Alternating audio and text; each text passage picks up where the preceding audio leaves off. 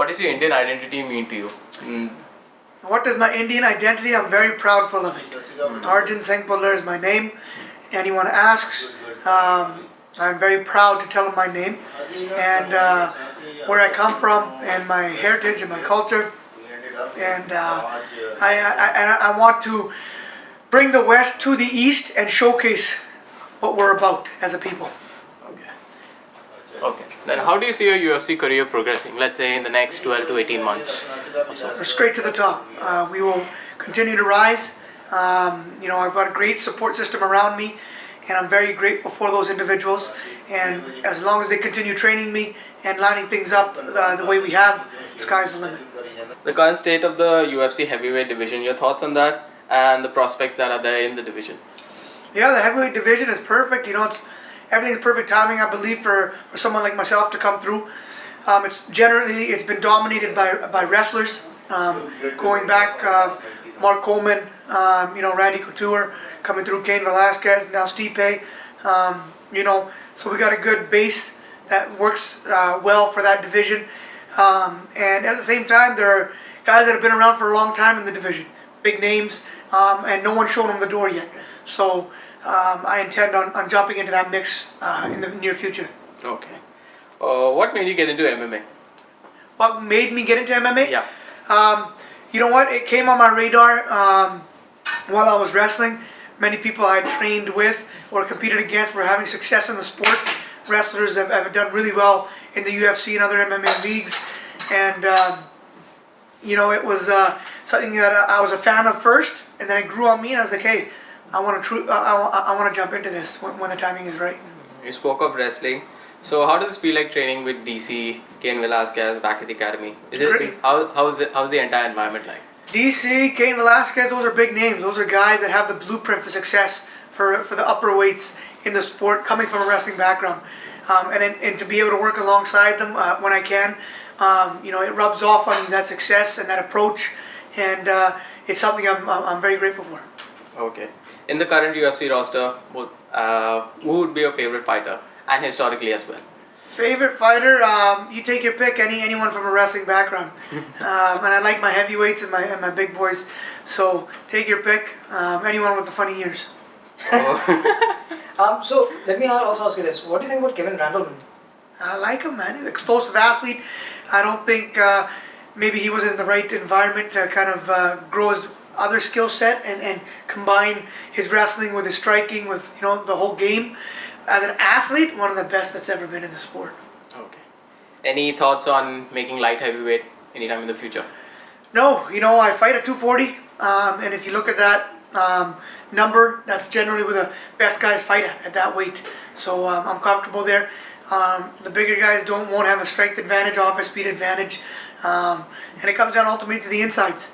So physical, I think, is over emphasized in this game sometimes. So. What is the weight that you normally walk at? Normally, I'm training year round, so I'm usually around 245 anyhow. So you don't cut weight at all? No, I'm training all over. When I wrestled, I was 260, so I lost a lot of that muscle mass to be comfortable at this weight, and 240 was the goal to compete at that weight. So you said you lost a lot of muscle mass. Is that a necessity that the fighters look at to compensate speed with technique and power? Is what? Just to compensate speed. For example, you have a lot of muscle mass. You cannot be at that explosive. You cannot be that fast. Yeah, no, you can be fast, but you can't do it over long periods of time. That's what I felt. And in terms of movement, again, over a long period of time, you feel more sluggish. You're carrying a lot more. I needed that for wrestling because I competed with 2-minute rounds at that time, 3-minute rounds at that time. So it's a different game altogether. With 5-minute rounds, and 15 to 25 minutes of work, it's a different workload. Your transition from wrestling to MMA, how difficult was it, or how did you go about it? I studied the best, the guys that came from the wrestling background, the Cains, the DCs, those types of guys.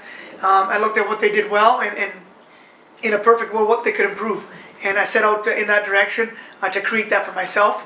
And even some of the lighter guys, I picked some of their attributes that I felt that worked well for me and created a puzzle for myself. Okay. Why choose the American Kickboxing Academy over, let's say, a much more famous Canadian academy like the TriStar or something like that? Oh, come on, AKA is world renowned. They're the only gym that's been around since day one. All the other ones from their time, the Militich, from any of the other fighting systems from that time, they've come and gone. TriStar and others came along after. So AKA's proven, and they've proven especially with wrestlers on how to get to the top. That's why. Okay. Let's speak about your debut. How was it like? Debut was phenomenal. I had a lot of support there, a lot of family, a lot of friends, a lot of friends that are family. US, Canada, England, India. We had representatives from all of those places.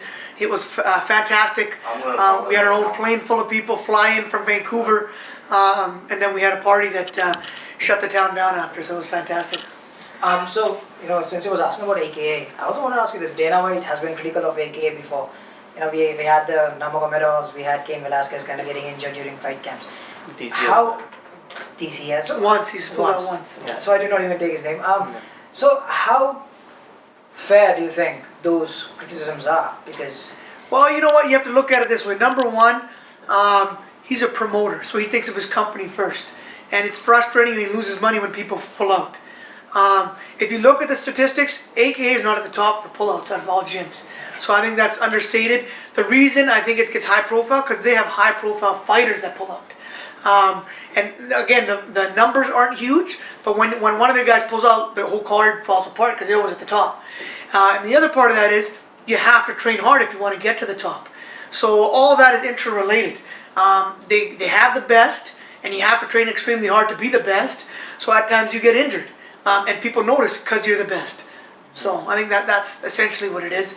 But I'm a fan of their training, and that's where I am. I'm AKA through and through. And also you said Javier Mendez was the first person to call you about UFC contract. Can you just take us through what you were doing at that time and what went through your mind? You know what? We were looking to make the jump after our last fight, and got in contact with AK before that. He felt, that the coach Hav there felt that, we had a surefire to get in, and I didn't have management at the time. So Hav just reached out on my behalf and said, "This is our guy," and got a call from Mick Maynard. That was it. I was just catching your live with MMA India over there, and you said that UFC will be in India within 18 months. You think you can make that happen? Because Yes. you'll headline the card. If we work together, that's why I'm here. We lay the foundation, show them that India is ready. I believe it's ready. Pro wrestling is the biggest market, wrestling-wise, boxing-wise, long history of success at the Olympic level now. The market is ripe, and I believe I'm the right guy to make it happen. The timing couldn't be more perfect. We touched pro wrestling, so obviously we have to get to Jinder Mahal. So how was your relationship with him like? Great guy. He's a fantastic ambassador for the community, for Indians, and a great ambassador for pro wrestling. I think it's a perfect marriage. Again, about wrestling itself, your experience in Delhi during the Commonwealth Games.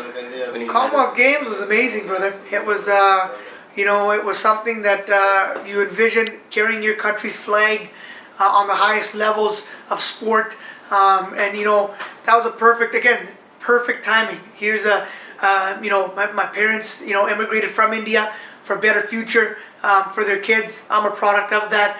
Here I am representing Canada, going back to India, winning the only gold medal for our team at that time, only Punjabi boy, winning that gold out of India or Canada. It was a perfect storm. It was the last match of the day against the Indian in the vinyl, heavyweight, main event, all that stuff. So, it was a perfect story that will see its day, I believe, on the silver screen one day.